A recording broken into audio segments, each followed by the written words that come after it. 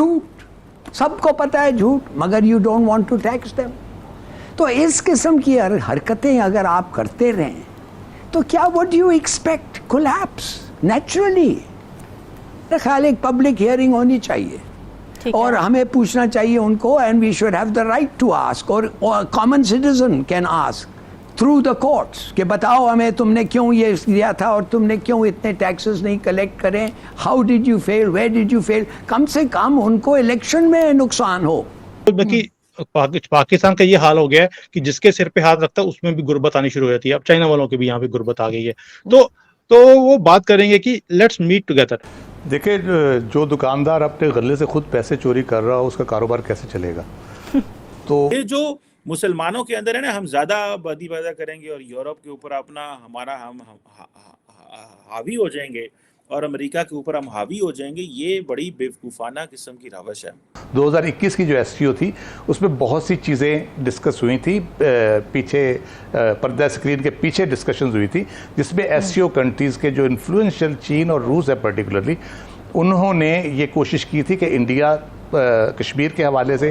तो जैसे मैं एंटर किया और जितने दिन में रहा, वो बकरे और वो सारे बैं बैं वो सारी मैंने सुनी और मैंने तो पिक्चर्स भी लगाई। तो इकोनॉमी को उनके ही हाथ में दे दें जिनके खिलाफ खुदा जाने कितने केसेस हैं, मगर चलिए वो प्रूव नहीं हुए, क्यों नहीं हुए, कैसे नहीं हुए, वो भी सब छोड़िए।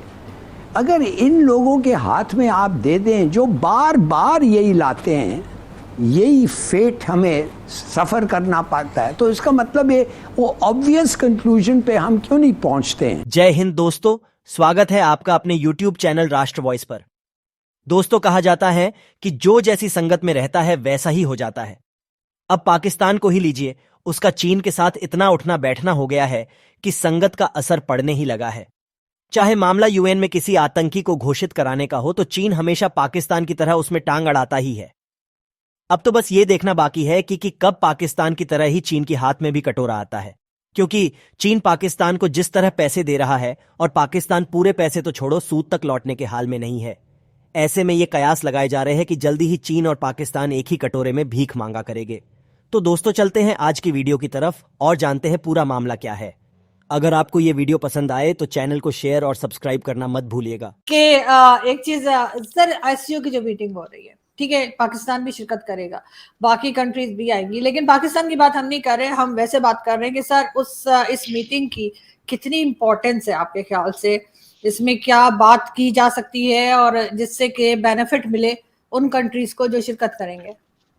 देखिए, एससीओ मीटिंग एक बहुत बड़ा प्लेटफॉर्म है, ये आप भी जानते हैं, हम भी जानते हैं। और इसके अंदर अगर देखा जाए तो जो मोस्ट इंपॉर्टेंट कंट्रीज हैं जैसे इंडिया, चाइना, वो हैं। बाकी तो ऐसे ही चलो है नहीं है, एक ही बात है। तो उसमें क्या होता है कि देखो, जब भी कोई ऐसा फोरम होता है जिसमें मीटिंग्स होती हैं, उसमें बात एक ही होती है कि हमने तरक्की कैसे करनी है। और कोई भी मीटिंग में कोई मुद्दा और है ही नहीं। चाइना भी आज की डेट में जो हालत आपने इनकी कर दी बेचारों की, और मुझे गिला भी आपसे बहुत ज्यादा इसके लिए कि आपके चक्कर में मेरी जो फीस है यहाँ पर वो नहीं आ रही। मैं जहां पे भी कंसल्टिंग करता हूँ मुझे पैसे नहीं देते वो। मैं बोलता हूँ पैसे तो दे दो, मेरा अपना घर भी चलाना है। कहते हैं जी वो आपके दोस्त है पाकिस्तान वाले, वो पैसे नहीं दे रहे, वो देंगे तो हम आपको देंगे। ये तो हालत है आपकी। अब मैं गिला ना करूं आपसे, क्या करूं?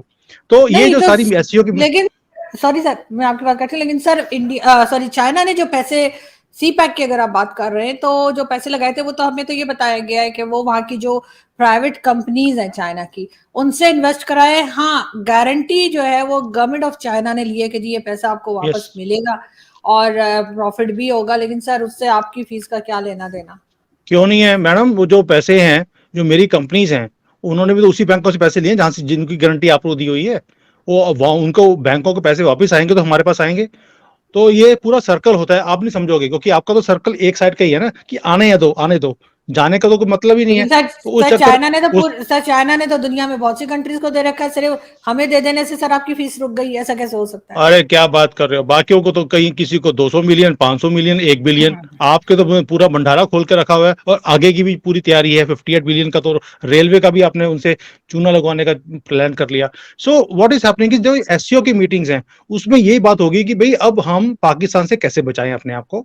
और फिर क्या कि थोड़ा डर भी है।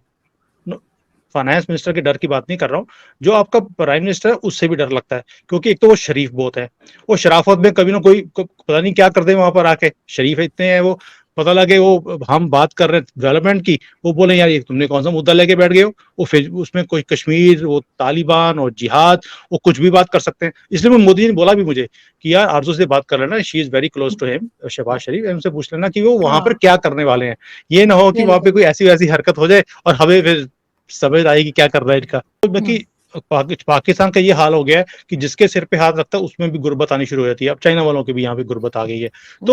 तो वो बात करेंगे कि लेट्स मीट टुगेदर, सभी इकट्ठे बैठे, देखें कि हमने कैसे इस देखो, एक बात तो आपको माननी पड़ेगी कि जब से यूक्रेन का वॉर शुरू हुआ है, it's become a problem for the whole world. और जो हमारे जैसे कंट्रीज हैं, जो जिसको हम डेवलपिंग कंट्रीज बोलते हैं, हमारी कॉस्ट ऑफ लिविंग्स बढ़ गई हैं, हमारी इनकम्स कम हो गई हैं, हाउस होल्ड्स की, मैं कंट्रीज की बात नहीं कर रहा हूँ, हर घर की जो इनकम्स है वो कम हो रही हैं, लेकिन हमारे एक्सपेंसेस बढ़ते जा रहे हैं। So he is going to talk about these things कि how to fight these things, how we can work together. आपकी जो अच्छाई है वो हम अपने कंट्री में अडॉप्ट करते हैं, हमारी जो सक्सेस की चीजें हैं वो आप अडॉप्ट कीजिए, let's help each other out. So he is going to talk about these things only. ये जो मुसलमानों के अंदर है ना, हम ज्यादा आबादी पैदा करेंगे और यूरोप के ऊपर अपना हमारा हावी हो जाएंगे और अमेरिका के ऊपर हम हावी हो जाएंगे, ये बड़ी बेवकूफाना किस्म की रवश है। और ये जैसे कहते हैं ना, ये क्लैश ऑफ सिविलाइजेशनल जो आइडेंटिटी है, ये वेस्ट के दरमियान और ईस्टर्न सोसाइटीज़ के दरमियान, ये बड़ा इंपॉर्टेंट है। ये इसको कई लोग उसको सिविलाइजेशनल कोल्ड वॉर भी कहते हैं कि ये इस तरह की जो चीज़ है। और अब होता ये है कि वेस्ट जो ममालिक जितने हैं उनको चीप लेबर भी चाहिए होती है, क्योंकि वहाँ पे चीप लेबर नहीं है। उनको चाहिए कि भाई कोई हमें बाहर से लेबर मिले, हमारे लिए काम करे, हमें वो सस्ती लेबर होगी। आप आई वाज इन यूएस, तो बहुत सारे मेरी बिजनेसमैनों से मुलाकातें, दोस्ती हैं, तो मिलता हूँ तो वो मैं बताते हैं कि हम जितनी भी यहाँ पे लोग हैं जो कारोबार करते हैं वो चीप लेबर रखते हैं। मतलब उसको वो ये नहीं है कि उसको पूरे पैसे नहीं मिलते, उसको लेट्स से $20 या $18 या जितने भी आर के होते हैं वो नहीं मिलते, उसको $12 मिलेंगे, तो वो पैसे उससे बचाते हैं। ठीक है। इसी तरह इलीगल जितनी भी लेबर है जो कि आपकी आती है फ्रॉम लैटिन अमेरिका से आती है, बहुत सारे ऐसे पाकिस्तानी इंडियंस और बहुत से और ममालिक के लोग हैं, मुझे पता चला है कि वो मैक्सिको पहुंचते हैं और मैक्सिको से इलीगली वो फिर आगे पहुंच जाते हैं और अमेरिका पहुंचते हैं, और वहाँ पे अब होता ही है कि इनको चीप लेबर की भी ज़रूरत है। सो हमें ये जो मुस्लिम कम्युनिटी है इनको बड़ा केयरफुली और रिस्पॉन्सिबली बिहेव करना है। वहाँ पे डेमोक्रेटिक सोसाइटीज़ हैं, वहाँ पे इस्लाम नहीं है, वहाँ पे डेमोक्रेसी है, वहाँ पे उनके अपने कल्चर हैं। अगर आप वहाँ पे जाते हैं तो उनको एम्ब्रेस करें, उस सिस्टम को एम्ब्रेस करें, उनके साथ मिलें, उनकी चीज़ों को समझें।